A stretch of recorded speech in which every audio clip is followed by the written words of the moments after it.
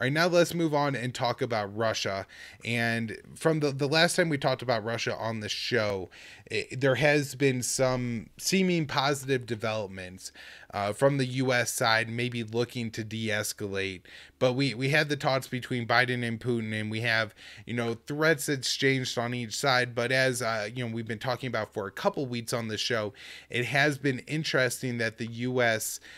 Threats against Russia have been relatively limited to what you would expect. They're saying that if you invade Ukraine, we're going to sanction you, which is something that anybody who listens to this show already knows that it was 100% likely to happen.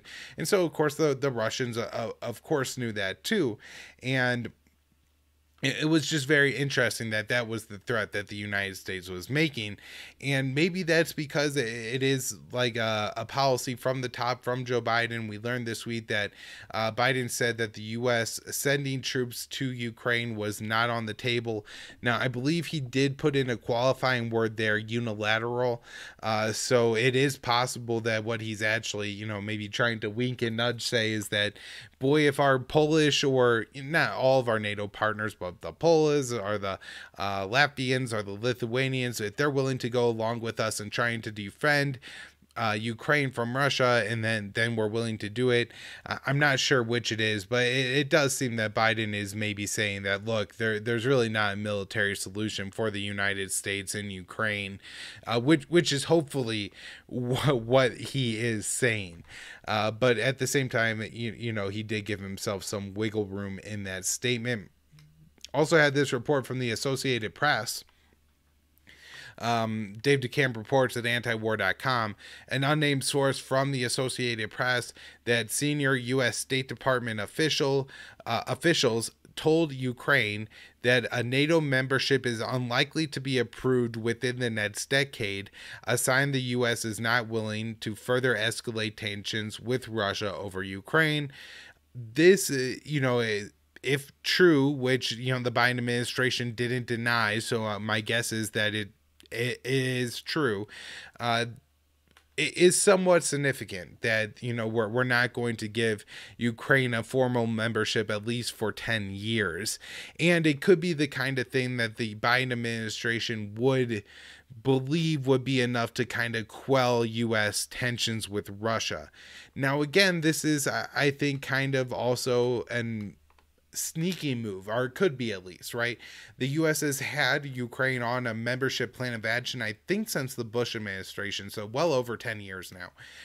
So, saying they're going to stay on that process for another 10 years may not seem like a good move to Russia because of what the United States has done in Ukraine during that period of time, carrying out coups and trying to take the base at Sevastopol and make it a NATO base. Really, the 2014 coup was in some ways a regime change effort where they're, banning the Russian language, or not banning, but making it not an official language in Ukraine, and all this kind of stuff. Also, that, as Ted Galen Carpenter points out, in some ways, Ukraine almost seems like a de facto NATO member, despite the fact that, Biden says the U.S. isn't going to put troops in Ukraine. We keep having high-ranking U.S. officials, including Biden, saying that we're committed to defending Ukraine's territorial integrity and their sovereignty, which sounds an awful lot like, if you're committed to defending someone's territorial sovereignty. I mean, there's a couple words in there that could be obscured, but it sounds an awful lot like you're saying that if somebody invades, you're going to go to war, to defend that territorial integrity and stuff like that. I'm not sure. I guess I find the Biden administration is giving itself a lot of wiggle room, but at the same time, they are making statements that do sound like coming down and backing out from the height of a couple weeks ago, where it seemed like they were really threatening it and maybe potentially willing to say, yeah, we'll go to war with Russia over Ukraine. Now, I think Russia kind of is looking at this and maybe a similar perspective, where they really don't trust what the U.S. is saying, and saying we're only going to put on sanctions, saying that we're not going to allow Ukrainian membership for a few years is probably nice, but not enough. Russia is putting forward security proposals to the U.S. and is asking the United States to rescind the promise of future membership in NATO to Ukraine and Georgia. It is worth noting that there was a big NATO summit pretty recently, and there not only was Ukraine and Georgia asking for NATO membership, but also Moldova, which probably is less significant in some respects, but at the same time would be further NATO expansion, I'm sure seen as provocative by NATO, also adding almost nothing to the United States security to add a country like Moldova to NATO. All right. So that's that's the some of the points I want to make. You know, Russia, I don't know what was in their security proposal. I'm guessing that's directed around the non-NATO expansion issue and not moving any new weapons into Eastern Europe. There is some statements by Russia saying that they're concerned that the U.S. and NATO might deploy weapons that were previously banned by the INF Treaty. That's the intermediate range nuclear forces. These are the missiles that with a range of 500 to 5,500 kilometers, and they were banned, and then Trump pulled out of the treaty. The U.S. and NATO point the finger at Russia for violating the treaty. Russia, I think, fairly points the finger at the United States for violating the treaty first, although it does seem that Russia did develop some short-range missiles capable of carrying nuclear weapons that do slightly violate the lower boundary of the INF Treaty. Russia alleged that the U.S. Patriot missiles, the Patriot missile launchers violate the INF Treaty because they can be loaded up with cruise missiles that can support Tomahawk missiles that could be could carry a nuclear weapon, and then also U.S. drones violate them because you could slap a nuclear weapon to one of those things, and it's essentially a cruise missile with a range of, you know, between 500 and 5,500 kilometers. And so there were problems with the INF Treaty, but the U.S. withdrew from it. Russia now says that they're worried that the U.S. is going to move weapons that would violate that treaty into Europe. For NATO's part, the head, Jens Stoltenberg, came out and said that no, we have no plans to do that, and rejected a Russian offer for a moratorium on weapons that violate the INF Treaty, saying that NATO wouldn't be doing anything relative to a moratorium until Russia got rid of its short range or short to medium range, missiles that NATO claims can carry a nuclear warhead and violates this treaty. Of course, this is the typical negotiating position of the West, which is ignore all of our violations of everything wrong, and we're only going to focus on yours. And unless you come fully into compliance, then we won't even talk about our violations, which is, of course, almost 100% of the time an absolute non-starter for diplomacy and talks. Now, on diplomacy and talks, Russia has put out that dialogue with the United States will continue, and there have been some talks between the U.S. and Russia on the issue of diplomats. I've been covering this on the show. There's a dwindling number of diplomats staffing the embassies in each other's countries. It's so low now for the U.S. And Russia that the U.S. isn't processing any visas and doing a lot of diplomatic work. But on top of that, apparently the not ambassador, but one of the very high-ranking U.S. envoys to Russia is actually learning how to clean toilets and buff floors in case they lose any more staff. They're not going to have janitors, I guess, and stuff like that. So these are the conversations going on, and Russia says that the U.S. is only making some mild overtures, but really isn't willing to talk about any issues important enough to get this thing resolved. And so that's disappointing, because there was reports a few weeks ago that there have been some breakthroughs on this issue, and it now seems like those talks have reached a setback. We do have Putin requesting an in-person meeting with Joe Biden. I definitely think this is something that should be done. It would be one thing if Joe Biden was holed up in America and not traveling around the world, but U.S. and all U.S. officials have been traveling everywhere. They're not worried about COVID at all. So Biden definitely needs to go meet with Putin and try to work out something here and have some face-to-face talks. One of my guesses that if Putin wants a face-to-face meeting with Biden, he may be concerned about influences around Biden, Sullivan, Blinken, Victoria Nuland, etc., who are real hots on the Russia issue, and hoping that sitting down with Biden and doing something a little bit more face-to-face would allow for some actual diplomacy to get done. So I think that's kind of the status on all the diplomacy issues between the U.S. and Russia at this point. Not seeing too much progress, but it does seem at least like the Biden administration was willing to take a couple rhetorical steps back from the edge, although if this isn't met with any real actual meaningful policy decisions behind it, and we're just behind the scenes telling the Ukrainians that they're not going to get into NATO anytime soon, while publicly sending Secretary of Defense Lloyd Austin to Ukraine and Georgia and telling them that they're going to come into NATO sometime soon. It probably isn't enough of a guarantee for Russia, and I think somewhat understandably so. Let's talk about U.S. surveillance flights. This from David Atz at Forbes. In a single day, the U.S. Air Force flew almost half of its best available spy planes near Russia. He's talking about the U.S. fleet of RC-135 VW River Joints, and I think they're known as RJs.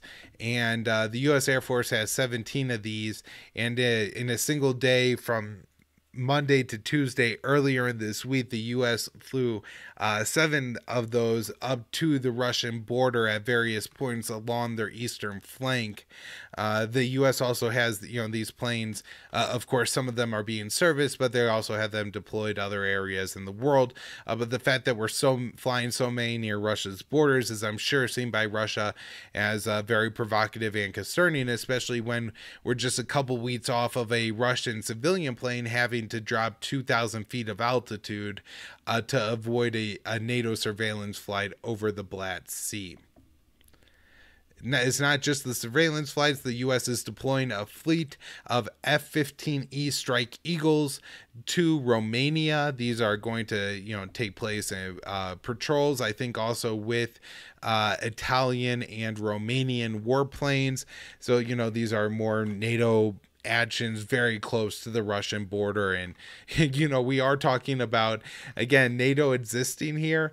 Ukraine's a former member of the Russian Empire, not just a part of the Soviet Union proper, but the other countries, members of the Warsaw Pact and everything like Poland, are now home to hundreds and hundreds of very sophisticated pieces of US and NATO military technology, all pointed at Russia. Lithuania says that the U.S. promised to send more weapons to Central European NATO members. I'm not sure if this deployment of the F-15 Eagles to Romania is a part of that, or if this is maybe what provoked some of Russia's concern that the U.S. was going to send the INF violating weapons somewhere to Europe. Last week, Biden spoke with Ukraine's President Zelensky over the phone. This call did happen a couple days after Putin's talk with Russia, and also a couple days after Biden spoke with other European partners. And so Gilbert Dotro pointed this out, and it was something that I had observed and thought was somewhat important too, was it did seem like, Zelensky was maybe being relegated a little bit here.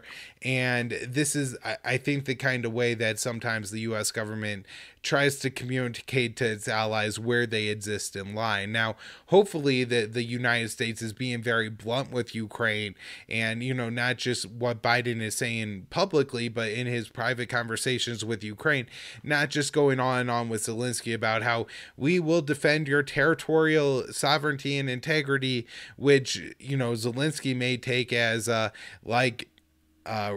Georgia did, that the country of Georgia did in 2008, misinterpreted Bush, guarantees as being more than rhetoric, thinking that it would actually help Georgia fight a war against Russia, went and invaded a territory that was held by Russian peacekeepers. And, this famously, Russia went in, invaded, and took a little bit more territory with its army proper, and the U.S. didn't do anything about it. And so I hope that the U.S. is making it very clear to the Ukrainians and Zelensky that don't think right now you have a blank checking that you're going to have military support if you decide to invade the Donbass region or the Crimea, and that the U.S. is going to back you against Russia.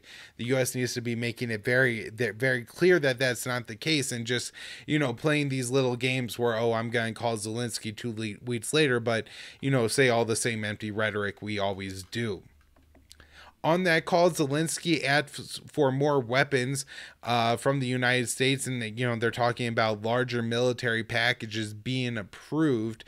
Now, the U.S., as Jake Sullivan said in his presser after the Biden-Putin call, there's always a pipeline of U.S. weapons flowing to Ukraine. And just this past week, we had small arms and ammo that are a part of a $60 million security assistance package to Ukraine being delivered. And so these weapons are constantly pouring from the United States into Ukraine. But Ukraine is looking for a bigger package. Now, Ukraine may get it. They're doing some propaganda. A group of lawmakers, although nobody I really recognize as being influential, so maybe that's important, but a group of U.S. lawmakers recently traveled to Ukraine, and they're coming back and going, oh boy, let me tell you how bad it is over there. We have to send our allies more weapons. And of course, they don't mention anything about the bigger context of Ukraine, and, why this is going to be seen as very provocative by Russia and likely lead to Russia giving more assistance to its forces, or the forces it bats, the separatists in the Donbass, but also the problems within the Ukrainian military itself, including the Azov battalion existing, which is a neo-Nazi faction. I mean, there's a real chance that the U.S. gives a whole bunch of weapons to the Ukrainian military, that some of those weapons are going to end up in the hands of actual neo-Nazis, not, some confused kids that, join the military and think it's funny to do a Hitler salute.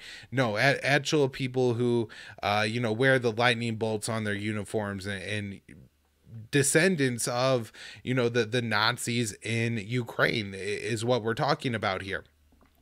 Something I think the U.S., really should oppose and be very concerned with doing. Currently, Ukraine says that there would be more weapons flowing from NATO to Ukraine, but Germany is blocking that from happening. I couldn't figure out exactly what's going on, if Germany is blocking this because they don't want to provoke tensions with Russia, if they're concerned about the Nazis in the Ukrainian military, if it's just a political thing going right now because there's a political transition going on in Ukraine. Maybe Merkel felt it was inappropriate for her to do and was waiting for the new administration to come in. The new administration does seem relatively hawkish on this issue, and so I wouldn't be surprised if in the coming weeks or something this does get approved. However, I do think that the European powers, particularly France and Germany, are far more careful on this issue than their American counterparts, and it could actually be Germany understanding the consequences of transferring more weapons to Ukraine and isn't going through with it for that reason. In the U.S., we had the massive 2022 NDAA passed, now the House and the Senate. It passed on a Senate vote of 89-10. This is, again, Dave breaks down here at antiwar.com. $740.3 billion for the Pentagon, $27.8 billion for the Energy Department's nuclear weapons program, and $9.9 billion for defense-related activities outside of the NDA's jurisdiction. And as Dave points out in this article, importantly, is it will also provide at least $75 billion of aid to Ukraine in lethal arms. So You know, there's all kinds of stuff in this bill, and I'm sure I'll be talking about in the weeks to come. Biden is expected to sign it, no problem. But, you know, it includes goofy things like War on Terror Memorial, even though I hope they leave an awful lot of space at the end of the thing, because, you know, it's not exactly over yet, and the U.S. has troops in Iraq and Syria. But, you know, they're pretending, I think, like the war on terror is over in Washington, D.C. Biden keeps saying we're not war for the first time in 20 years in Congress. Building a war on terror memorial seems to kind of be a way to signal to the American people that, you know, that they think that the war on terror is over. So just wanted to bring that up. The NDAA did pass and does include funding for Ukraine. Some other, you know, military. Oh, wait, one more story on Ukraine. And that is the Ukrainian military leaders say their forces don't stand much of a chance against Russia without Western help. This is, you know, the kind of important statements we were talking about on the show last week, how William Burns had recently said that Iran wasn't trying to build nuclear weapons. He's the director of the CIA, by the way, and that Ukraine wasn't, or Russia wasn't planning or wasn't decided on invading Ukraine. And these kind of statements may sometimes seem to bring some sobriety to the country's leaders and could be important in the whole debate. And so, you know, Ukraine's military saying that we're going to lose if you get us into a war may be something that actually bats the political leadership of Ukraine down a little bit, because it doesn't seem like the U.S. is willing to do it. We got some weapon transfers going on to the rest of Europe. The U.S. will be sending Cougar MRAPs. Those are mine-resistant armored vehicles to to Poland. They're going to give 300 to Poland in total. The UK is sending 140 troops to Poland to prevent any migrants from getting across the border. And they're also sending a group of soldiers to Lithuania for that purpose as well. The US gave the Bosnian army 4 Huey-2 helicopters. And the U.S. signed a deal for 4 frigates with Greece. And that will be a $6.9 billion sale for Lockheed Martin. And then there's also included in this a $2.5 billion Lockheed Martin's also getting in on this to upgrade a different Greek warship that's also a frigate. So I think nearly $10 billion we're talking about here for Lockheed Martin for upgrading and building 5 ships for the Greek army. There was some concern initially from France because France had recently signed a deal with the Greeks for similar ships, but apparently, at least at this point, it seems that the Greeks are just going to go ahead and get ships from both countries. And so the French, I think, were very paranoid, especially after what happened with August and getting cut out of the Australian nuclear, or the diesel-powered submarine deal. Felt maybe they're going to get stabbed in the back by the Americans a second time, but I don't think that's what's happening here. The Greeks are just buying a lot of warships, although I don't think this is over any territorial concerns or any concerns that Russia is going to invade. They're far more concerned about the other NATO partner, Turkey. Switzerland extradited a Russian businessman to the United States. Don't have a whole lot of details, or I couldn't look into a whole lot of the background on what's going on here. However, I just did think it was of note that, you know, the U.S. is working on its allies to wage, you know, multi-front issues with Russia. And I think the extradition of this businessman is a part of that. Something like we saw with Meng Wanzhou, in a Huawei executive who was arrested and held for a long time in Canada until recently. The EU is planning to sanction, or I believe actually has now sanctioned, the Russian military contractor company, the Wagner Group. In English, it's spelled Wagner. And this group has deployed military contractors to several African countries. I think they say that there were some deployed to Syria, and I believe even there was a report that they were actually Wagner Group contractors that the U.S. bombed along the Euphrates River, possibly killing hundreds of Russians in that attack. But they've also been reported to have gone to Libya, Mali, and the Central African Republic. And recently, the deployment to Mali has provoked the ire of the State Department, which the State Department put out a press release canceling, saying that that's going to add to the instability in Mali. Maybe the case that adds to the instability in Mali, but certainly no more than the 8-year plus war now the U.S. and France have waged in Mali that just doesn't typically get talked about outside of this show. There's an episode from over, I think the summer, but maybe even actually the spring, where I talked about that war with the great retired U.S. Army Major Danny Sherjan.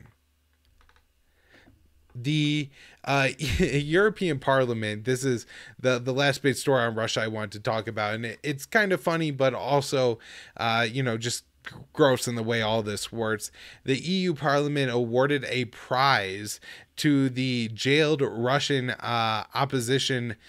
I get they always call him leader. I'm not sure how much he is a leader of actual Russian opposition, but he is the Western bat Russian opposition leader, and that's Alexei Navalny, and they gave him a award for Prize of Freedom of Thought. And the reason I get such a kick out of this is because Alexei Navalny has advocated murdering, called Russia's Muslim population cockroaches, and suggested shooting them, and actually had his prisoner of conscience status revoked from the Amnesty International because of his comments.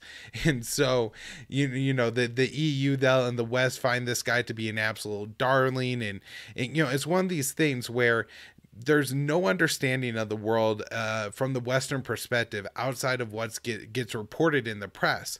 And so when we're arming the resistance to Assad in Syria, nobody realizes it until it's too late that that's Al-Qaeda and ISIS. And in Ukraine, nobody's realized yet, I'm guessing they eventually will, that when we're backing the Ukrainian government, and when we bet the side in the coup, we were backing the side of the neo-Nazis, the Andrei Perubi types of the Ukrainians. And in this case, again, we're backing somebody who's a bigot. And, there's no understanding in that, because in the Western narrative, it's just Russia bad, Assad bad, and everybody else good. And nobody looks at it any deeper, which is really unfortunate. All right. Couple stories here that are more about Russia and China before we talk about China. The U.S. Space Force held war games this week to test its satellite network and what would happen if it came under attack from a Russian or Chinese attack. It seemed to be their main concerns.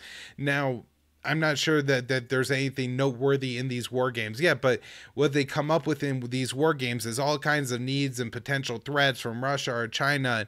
We got to spend billions of dollars on all these systems to defend our satellites, because horrific things could happen should Russia and China launch a space war or something like that. Now, the unfortunate thing is what the U.S. should be really focused on here is diplomacy and working out, probably global deals, but certainly at least trilateral deals with Russia and China, not to put, defensive weapons in space. And I understand this gets blurry when we're talking about like imaging satellites and everything like that, but there are probably ways to work out deals to at least not militarize space too much, or even developing anti-satellite weapons here on Earth. Let's see. Next, the Kremlin and Putin and Xi held talks about aggressive NATO rhetoric. I believe these talks only happened on the phone, and I believe the Chinese president Xi has not traveled anywhere since the coronavirus pandemic happened to meet with any world leaders. And so, very interesting how at least he seems to be backing the policy that he's pushing for his people, whereas the U.S. leadership is flying and traveling all over the world, constantly visiting everywhere for really no other reason other than photo ops. But these talks are important, and Ray McGovern breaks it down in a great article today at antiwar.com titled "Xi to Putin, our relationship exceeds an alliance. Whether Russia and China have a formal defense alliance or something short of that became largely moot today when Chinese President Xi stated that this relationship exceeds an alliance in its closeness and effectiveness. The New York Times is insisting, and is technically correct as far as we know, that the two countries do not have a formal alliance, but as tensions grow along Russia's western border and along China's Pacific frontier, prudent statesmen would conclude the exact nature of the China-Russian strategic partnership has become a distinction without much of a difference. Moreover, this was not just President Xi's blowing smoke after his virtual one-on-one with Putin Wednesday. According to the Times, the news of Xi's startling assertion regarding a China-Russian relationship came from a briefing by a top national security aide to President Putin. So this is Xi pointing out something that was assessed, from a Russian official. And, McGovern goes on his article, but, really, it says a lot of it right there is that we've really come to a point now where Russia and China are starting to solidify some kind of relationship because of the Western aggression. And, in the past, there was a consensus, and something I talked about a lot back on the Foreign Policy Focus show, that it seemed unlikely that Russia and China would develop these kind of ties because all the other security issues that these two countries have, including their own border disputes and uneasiness among, if China would maybe try to take some Russian territory. I think they have some disputes over influence, particularly in the Central Asian stands, and also significant differences over India and Pakistan. Particularly, Russia is moving ahead with selling India S-400 missiles, and, India is in a uncomfortable relationship along its border with China. I mean, the U.S. this week is trying to at least hype to India authorities, saying that China is building up along its border with India. And so, you would think that there are several issues that should draw a line between Russia and China. However, the U.S. aggression, the U.S. rhetoric against the countries is so extreme that throw away everything else, that the U.S. is seriously considering, entering into formal treaties with Taiwan and Ukraine, and saying that, yes, we will prevent Taiwan from a Chinese aggression, and yes, we will prevent Ukraine from we will allow and bat the Ukrainians to invade the Donbass region, and then we will protect them if Russia invades back. If that's what we're talking about, Russia and China are going to say, well, India, Pakistan, or other border disputes aside, we could set that aside. The real problem right now is the Americans and NATO. And I largely think that is becoming the reality that we're living in. And something that, as Ray McGovern points out, the Biden administration doesn't seem to be taking seriously or understand yet. But it's going to be a rude awakening, and then I guess this is more my analysis. Once they're awakened to it, it's going to be very ugly, because they're going to pretend like, Putin and Xi have this secret dark thing, and that the only reason for it is because they're evil and hate democracy. And, this is a part of Biden's democracy summit that I'll talk about in a little bit in a second here. But, they're going to, I think, pretend like Biden and Xi are the ones that are getting together, and this is the need for the summit of democracy. And it's not, the summit of democracy, the international world order, the, U.S. NATO aggression against Russia and China that's provoking them getting closer. They're going to pretend that we need this new Cold War because Russia and China are getting closer.